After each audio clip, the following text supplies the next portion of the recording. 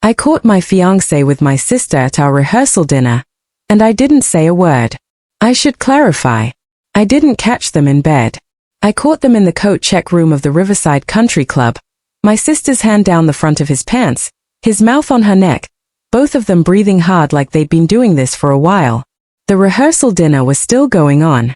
7 to 5 guests in the ballroom, champagne flowing.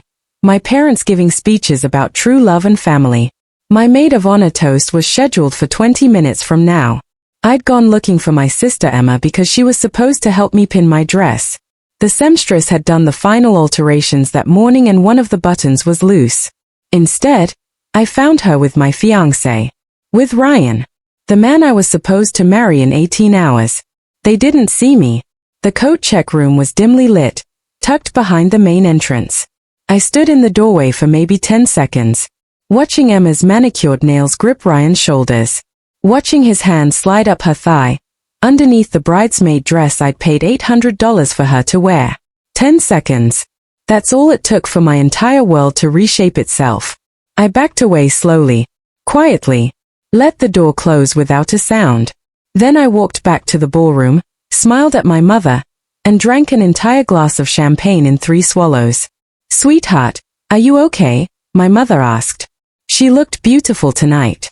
Elegant navy dress, hair perfectly styled, so proud of her daughters. One getting married tomorrow. One standing up as maid of honor. The perfect family tableau. "I'm perfect," I said. "Just needed a moment. Big day tomorrow. The biggest. I'm so happy for you, Claire.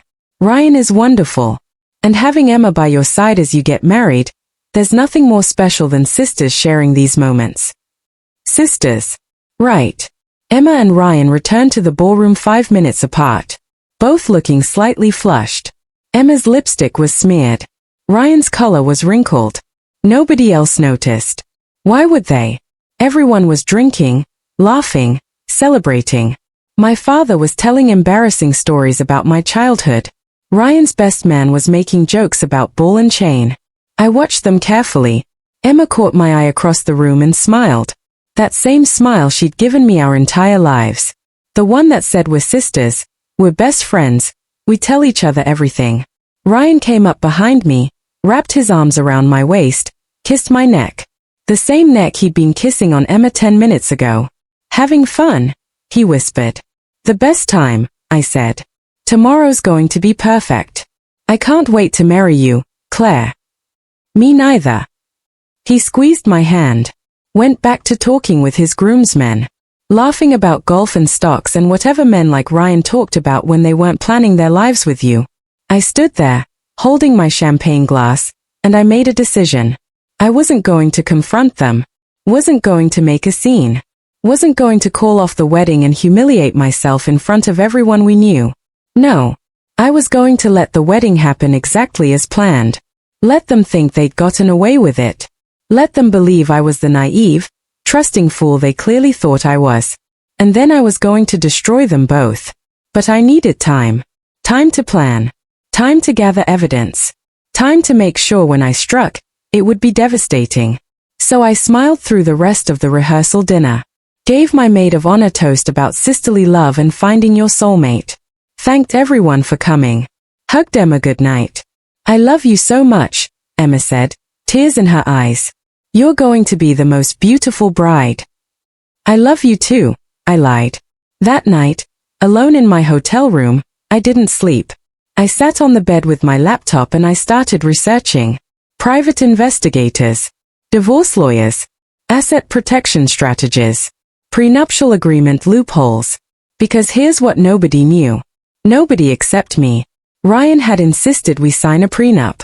Said it was standard for people in his income bracket.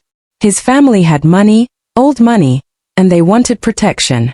I'd signed it without reading it carefully. Trusted him when he said it was just a formality. That we'd never need it because we'd never divorce. But now I read it. Every single word. Every clause. Every loophole.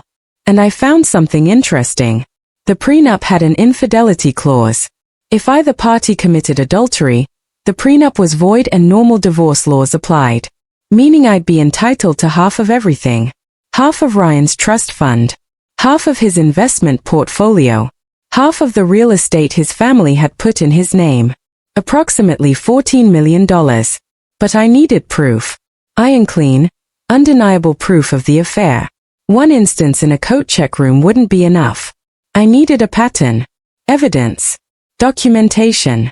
Which meant I needed the wedding to happen. Needed to become his wife. Because wives had access to things fiancés didn't. Bank accounts. Emails. Phone records. I also needed to know how long this had been going on. Was the coat check room a drunken mistake or the continuation of something longer? I opened Emma's Instagram. Scrolled back through 6 months of photos. Her and Ryan appeared together in 12 photos. Always in group settings. Always with me present or mentioned. But I noticed something. The way she looked at him in photos. The way he stood just slightly too close to her. The inside jokes in the comments that I'd thought were about me but now realized were about them. How long had I been the idiot? I kept scrolling. Stopped on a photo from 4 months ago. Emma's birthday party. She was wearing a necklace I didn't recognize. A delicate gold chain with a small diamond pendant. In the comments, someone had asked where she got it. Emma had replied, a gift from someone special. I'd assumed she meant a boyfriend she hadn't told us about yet. Emma was private about her dating life. But now I wondered. I opened Ryan's credit card statements. I had access because we'd been planning the wedding together. Paying vendors from joint accounts. Found a charge to Tiffany and Company. 4 months ago. Same week as Emma's birthday. $1,500. My engagement ring was from Tiffany. I knew their price points. $1,500 was a simple necklace. Maybe with a small diamond. I screenshot the charge. Saved it to a folder titled Wedding Planning on my desktop. Nobody would think twice about wedding-related files. Then I kept digging. 3 months ago, a hotel charge. The Mandarin Oriental. One night. $500 room service bill. I'd been out of town that weekend. Marketing conference in Boston. Ryan said he'd stayed home, worked on some projects. Emma had posted Instagram stories that weekend. Self-care Saturday at a spa. Except the spa she tagged was in the Mandarin Oriental. Screenshot. Save. 2 months ago, another hotel. This time the Peninsula. Again, I'd been traveling. Again, Emma's Instagram showed her treating herself at the same hotel. Screenshot. Save. By sunrise, I had 17 pieces of evidence. Hotel receipts, restaurant bills, jewelry purchases. A pattern spanning 4 months, maybe longer. My sister and my fiancé had been having an affair for at least a third of our engagement. While I'd been planning our wedding, choosing flowers, tasting cakes, addressing invitations, they'd been fucking in 5-star hotels on his credit card. I should have been crying. Should have been devastated. Instead, I felt cold. Clear. Focused. I had 18 hours until the wedding. 18 hours to decide exactly how I wanted to play this. Option 1. Confront them now. Call off the wedding. Walk away. Pros, immediate satisfaction. Public humiliation for both of them. I'd be the sympathetic victim. Cons, I'd get nothing. No money. No revenge. They'd eventually end up together. Probably get married themselves. Live happily ever after on his family money. Option 2. Go through with the wedding. Gather more evidence as his wife. File for divorce in 6 months with ironclad proof of adultery. Take half his money and destroy them financially. Pros, financial compensation. Time to plan perfect revenge. Legal leverage. Cons, 6 more months of lies. 6 more months of pretending. Could I do it? I thought about Emma. About every time she'd borrowed money from me and never paid it back. Every time she'd accidentally told our parents my secrets. Every boyfriend she'd flirted with just to prove she could. My sister had always been competitive. Always needed to be better, prettier, more desired. But this? Sleeping with my fiancé? This was next level even for her. And Ryan. Mr. Perfect. Harvard educated, family money, impeccable manners. Everyone loved Ryan. My parents adored him. My friends were jealous. But he was just another rich man who thought he could have everything he wanted. The respectable wife and the exciting mistress. 6 months of pretending suddenly didn't seem that long. I'd spent 28 years being the good daughter, the responsible sister, the understanding girlfriend, always putting others first, always being reasonable. Where had that gotten me? Engaged to a cheater who was sleeping with my sister. Maybe it was time to be unreasonable. I took a shower, did my makeup, put on the white dress I'd chosen for the wedding morning brunch, and I went to get married. The wedding was beautiful. I have to give myself credit. I'd planned every detail perfectly. The ceremony was at St. Mary's Cathedral. 300 guests. White roses and peonies everywhere. A string quartet playing Pachelbel's canon as I walked down the aisle. My father cried as he walked me to the altar. "I'm so proud of you, sweetheart. You found a wonderful man." Ryan looked handsome in his tuxedo. His eyes got misty when he saw me. He probably actually believed he loved me. Men like Ryan were good at compartmentalizing. Emma stood next to me in her $800 bridesmaid dress. She'd done her hair in loose curls, wore the Tiffany necklace Ryan had bought her. She cried during the vows. Real tears. As if she wasn't actively betraying me. As if she had any right to be emotional about my wedding to the man she was sleeping with. I said my vows without hesitation. Promise to love, honor, and cherish. Till death do us part. Ryan said his vows. Promise to forsake all others. To be faithful and true. The priest pronounced us husband and wife. Ryan kissed me. Everyone clapped. I was married to a man who'd been fucking my sister in coat check rooms and 5-star hotels. And nobody knew except me. The reception was at the country club. Dinner, dancing, speeches. Everything went exactly according to plan. During the father-daughter dance, my dad said, "Your mother and I couldn't be happier. Ryan's going to take good care of you." "I know he will," I said. During the sister dance, a surprise Emma had planned, she held my hands and said, "You're my best friend, Claire. I love you so much. I'm so happy you found your person." "You'll find yours soon," I said, squeezing her hands. "Maybe sooner than you think." She looked confused for a second, then smiled, hugged me tight. Ryan and I cut the cake, fed each other bites while everyone cheered. His hand was warm on my waist. His smile was genuine. He was a good actor. I had to give him that. Around midnight, we said goodbye to our guests. Got into the car that would take us to the airport. We were flying to the Maldives for 2 weeks. Overwater bungalow. Private beach. $20,000 for the honeymoon. On his credit card, of course. "I can't believe we're married," Ryan said in the car, holding my hand. "Mrs. Claire Montgomery. It sounds perfect." "It does," I agreed. "I love you so much. I'm going to spend the rest of my life making you happy." "I know you will." The Maldives was stunning. Crystal blue water. White sand beaches. Our bungalow was ridiculous. Private pool, outdoor shower, a bed that faced the ocean. Ryan was attentive. Romantic. We made love with the doors open, ocean breeze cooling our skin. He whispered sweet things. Told me I was beautiful. Made me breakfast in bed. It should have been perfect. Instead, I spent every moment planning. While Ryan snorkeled, I called a private investigator from Boston. Someone with no connection to Seattle. Someone who couldn't be traced back to me. "I need surveillance on 2 people," I said. "Starting the day we return from our honeymoon. I need to know everywhere they go, everyone they see, everything they do." "What's the timeline?" 6 months. I need 6 months of documentation. "That's expensive." "I don't care. I need it to be thorough. Photograph, video, written reports. Everything." "Infidelity case." "Yes." "Understood. Send me the details and I'll get started." I also called a divorce attorney, recommended by a colleague whose sister had gone through a messy divorce. "I'm on my honeymoon," I told her. "But I need to prepare for a divorce." Unusual timing. Unusual circumstances. My husband is having an affair. Has been for months. I have evidence, but I need more. I need enough to void our prenup based on the adultery clause. Smart. Most people just file immediately on emotion.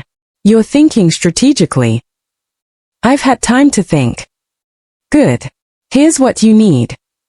She outlined a strategy. 6 months of evidence gathering. Documentation of every instance of infidelity. Proof of emotional distress. Medical records if I sought therapy. Financial records showing he was spending marital assets on his affair. The goal is to make the adultery so undeniable that his lawyers can't argue it away.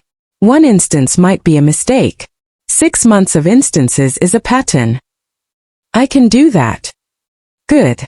Call me when you're ready to file. We'll destroy him. I hung up feeling powerful, focused, clear. Ryan came back from snorkeling, wrapped me in a hug. What are you thinking about? You look intense. Just how perfect this is, I said. How lucky I am. We both are. That night, we had dinner on our private deck. Fresh fish, wine, candlelight. Romantic music playing softly. I want to talk about our future, Ryan said. About what comes next. Okay. I know we said we'd wait a few years before having kids, but I've been thinking, why wait? We're married now. We're financially stable. Why not start trying right away? I took a sip of wine, processed what he was saying. Ryan wanted me pregnant, wanted to lock me in, make it harder for me to leave. Or maybe he just wanted the picture-perfect life. Beautiful wife, beautiful children, beautiful house. While he fucked my sister on the side. I think we should wait, I said carefully. I'm up for a promotion at work. Senior Marketing Director. It's a big opportunity. If I get pregnant now, I'll have to put my career on hold. Your career isn't as important as starting our family. It's important to me. His jaw tightened. That look. The one that said I wasn't being the wife he'd expected. Claire, we talked about this. You said you wanted children. I do. Eventually. But not right now. Can we table this conversation for a year or two? A year or two. I'll be 35 by then. You'll be 33. That's still plenty of time. He didn't like it. But he couldn't exactly force me to get pregnant. Fine, he said. But we should revisit this soon. We will. The rest of the honeymoon passed in a blur. Ryan was attentive. Sweet. Everything a new husband should be. I played the role of happy newlywed. Smiled in all our photos. Posted them to Instagram with captions about being blessed and grateful. Emma liked every single photo. Commented hearts and congratulations. My sister. My betrayer. Publicly celebrating my marriage while privately destroying it. We returned to Seattle on a Thursday. Ryan went back to work on Friday. I started my new position as Senior Marketing Director the following Monday. And the private investigator started his surveillance. Within a week, I had my first report. Subject Ryan Montgomery met with subject Emma Parker at Cafe Umbria on Wednesday at 2 p.m. Meeting lasted 4 to 5 minutes. Physical contact observed. Hand holding, kiss on cheek upon departure. Photos attached. The photos showed them at a corner table. Ryan's hand on Emma's. Her leaning close. Both smiling. Could be innocent. Could be explained as brother-in-law and sister-in-law having coffee. But I knew better. The reports kept coming. Week 2, subjects met at Harbor Steps apartment building. Ryan Montgomery entered at 7 p.m., exited at 11 p.m. Apartment belongs to Emma Parker. Photos show lights on in apartment, curtains drawn. Harbor Steps. I knew that building. Emma had moved there 3 months ago. Said she wanted to be closer to downtown. I'd helped her move. Carried boxes. Hung pictures. Never suspected she'd chosen that apartment because it was close to Ryan's office. Week 3, subjects met at Conley's restaurant. Reservation under Ryan Montgomery's name. Dinner lasted 2 hours. Physical contact observed. Multiple touches. Kiss before departure. Credit card receipt shows $400 bill. $400. For dinner with my sister. While he'd told me he was having a business dinner with clients. I added the report to my growing file. Week 4, subjects met at Four Seasons Hotel. Ryan Montgomery checked in under assumed name James Peterson. Emma Parker arrived 30 minutes later. Both departed after 3 hours. Hotel room photos show bed was used. There it was. Clear, undeniable evidence of sexual infidelity. But I kept going. Because one hotel visit might be argued as an emotional affair that got out of hand. I needed multiple instances. Needed a pattern. Over the next 5 months, the reports accumulated. 12 hotel visits. 23 restaurant meetings. Countless coffee shops and park benches and parking garages. Ryan was spending thousands of dollars on Emma. Jewelry. Clothes. Dinners. Hotel rooms. All on our joint credit card. Money that was now marital property. Money he was using to fund an affair with my sister. The private investigator also discovered something interesting. Emma had quit her job as a marketing coordinator 3 months ago. She'd told our family she was freelancing and building her own consulting business. But her bank records, which the investigator obtained through methods I didn't ask about, showed regular deposits from Ryan. $5,000 a month. Ryan was literally paying my sister to be available for him. To have time for their affair while I worked 60-hour weeks building my career. I should have felt something. Rage. Hurt. Betrayal. Instead, I just felt cold. Clinical. Like I was watching someone else's life fall apart.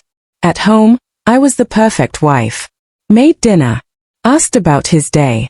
Initiated sex regularly because that's what good wives did. Ryan never suspected. Why would he?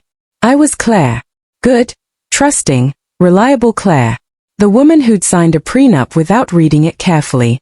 The woman who believed her sister was her best friend. The fool. But I wasn't that person anymore. I'd stopped being that person the moment I'd caught them in the coat check room. 6 months after our wedding, I had everything I needed. 47 documented instances of Ryan and Emma meeting. 12 instances of hotel visits with photographic evidence. Bank records showing he'd paid her $60,000 over 6 months. Credit card receipts totaling over $200,000 in affair-related expenses. I also had medical records. Because I'd started seeing a therapist 3 months into the marriage. Told her I was having anxiety, trouble sleeping, suspicious thoughts about my husband. Built a paper trail of emotional distress.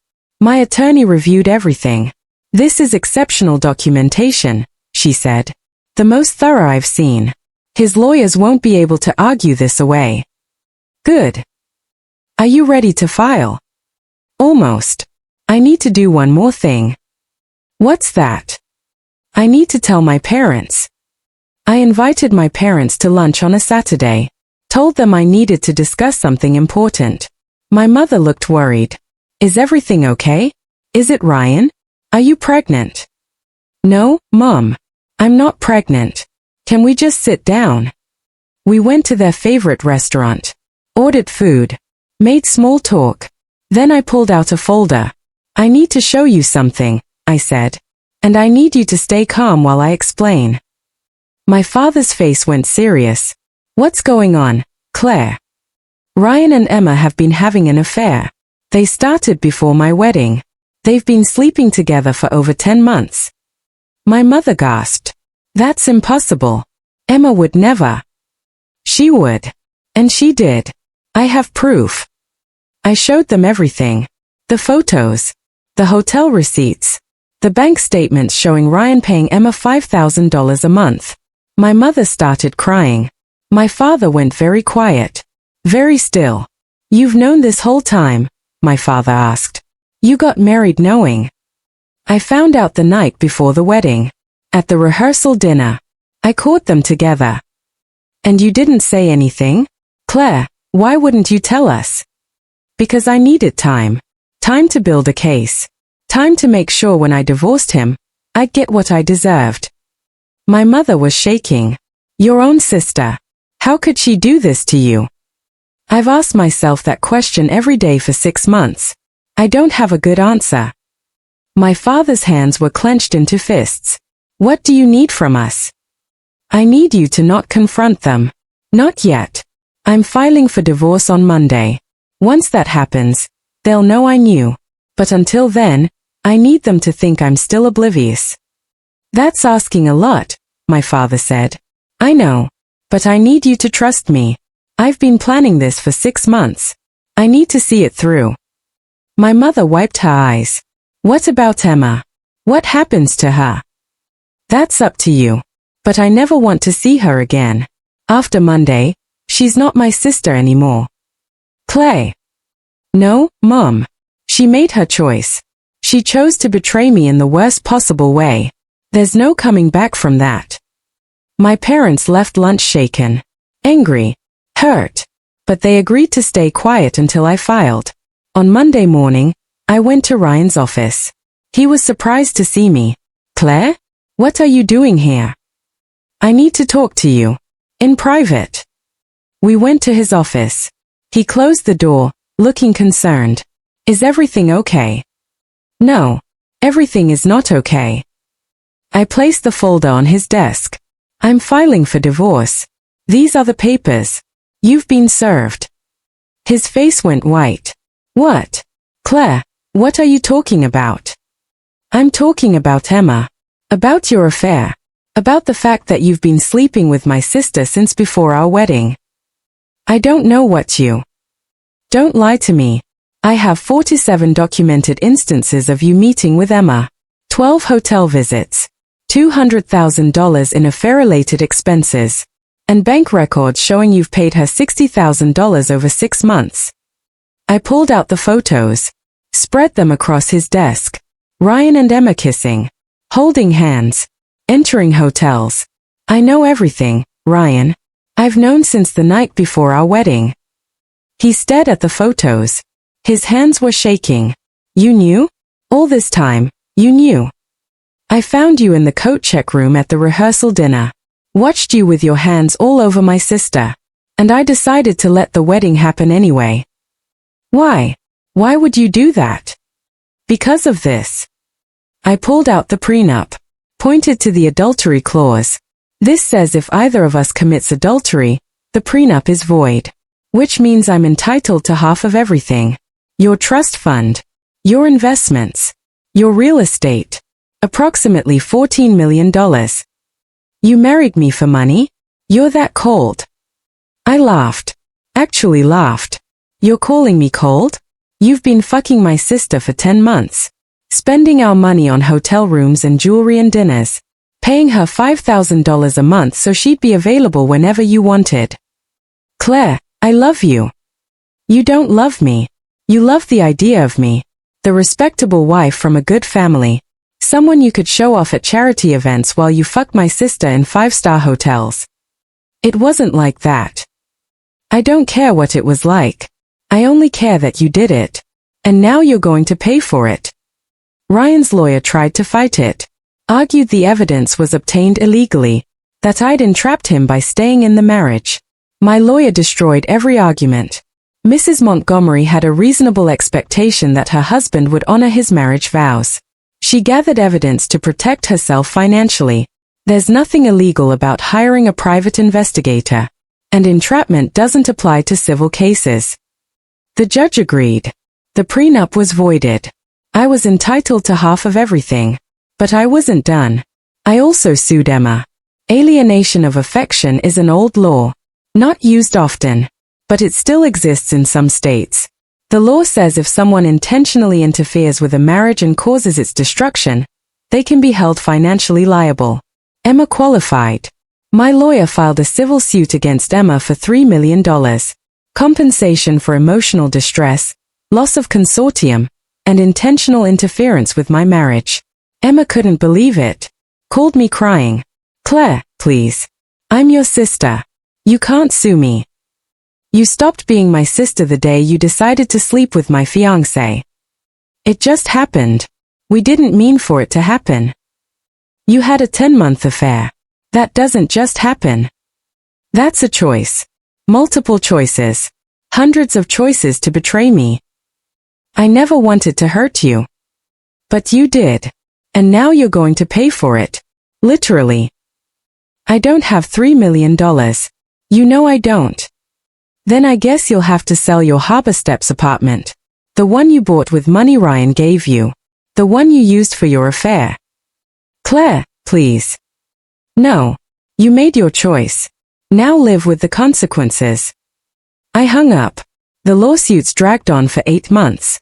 Ryan's lawyers fought hard. Emma's lawyers argued she had no money. My lawyers were better. In the end, we settled. I got $7 million from Ryan. Half his liquid assets. Not quite half of everything, but close enough. I got Emma's apartment. She had to sell it to me for the price she'd paid, and the equity became part of the settlement. I also got a permanent restraining order against both of them. They couldn't contact me, couldn't come near me, couldn't speak about me publicly. Total financial gain, $8.2 million. But money wasn't the only thing I got. I got my reputation. Because while Ryan tried to keep the divorce quiet, I made sure everyone knew why it happened. I gave an exclusive interview to a local magazine. Told the whole story. Showed the photos. Explained how I'd caught them at the rehearsal dinner and strategically let the wedding happen to protect myself financially. The article went viral. The bride who planned her revenge on her wedding day. I became somewhat famous. Women's groups asked me to speak. Podcasts wanted interviews. A literary agent reached out about writing a book. Ryan's reputation was destroyed. His family was humiliated. His business partners questioned his judgment. Some of his investors pulled out.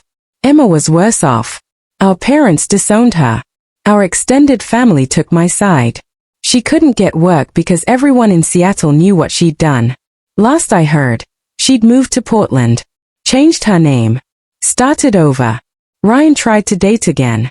But every woman Googled him first. Saw the articles. Saw what he'd done. Nobody wanted to date the man who cheated on his wife with her sister. Me? I was thriving. I bought a penthouse downtown. Decorated it exactly how I wanted. No compromising. No considering someone else's taste. I got promoted again. Executive Marketing Director. 6-figure salary. Stock options. Real power. I started dating. Casually. No rush to get serious. No need to trust anyone completely. I'd learned that lesson. 3 years after the divorce, I was at a charity gala. Networking. Representing my company. I saw Ryan across the room. He looked older. Tired. The confidence was gone. He saw me. Started to approach. Then remembered the restraining order and stopped. Our eyes met across the room. I smiled. Raised my champagne glass in a mock toast. Then I turned away. Because he didn't matter anymore. Emma didn't matter anymore. That whole chapter of my life was closed. I'd caught my fiancé with my sister at our rehearsal dinner. I let the wedding happen. And I ruined them both. But more importantly, I'd saved myself. I'd learned that sometimes being cold isn't a weakness. It's a strategy. I'd learned that revenge is a dish best served with legal documentation. I'd learned that loving yourself more than you love being loved is the most powerful thing a woman can do. I caught them at the rehearsal dinner. And I didn't say a word. Because silence isn't acceptance. Sometimes silence is planning. And patience isn't weakness. Sometimes patience is power. I played the long game. Let them think they'd won. Let them get comfortable. Let them believe I'd never find out. And then I took everything. That's the thing about people who betray you. They always underestimate you. They think you're weak because you're kind. They think you're stupid because you're trusting. They never see the reckoning coming. Until it's too late. 3 years later, I'm 31 years old. Single. Successful. Wealthy. Living exactly the life I want. And Ryan and Emma? They're living with the consequences of their choices. Separately. Because their affair didn't survive the destruction of my marriage. Turns out, they only wanted each other when they couldn't have each other. Once the thrill was gone, so was the attraction. I heard they tried to date after the divorce. Lasted 6 months before they couldn't stand each other. Poetic justice. I caught my fiancé with my sister at our rehearsal dinner. I let the wedding happen. And I ruined them both. Best decision I ever made.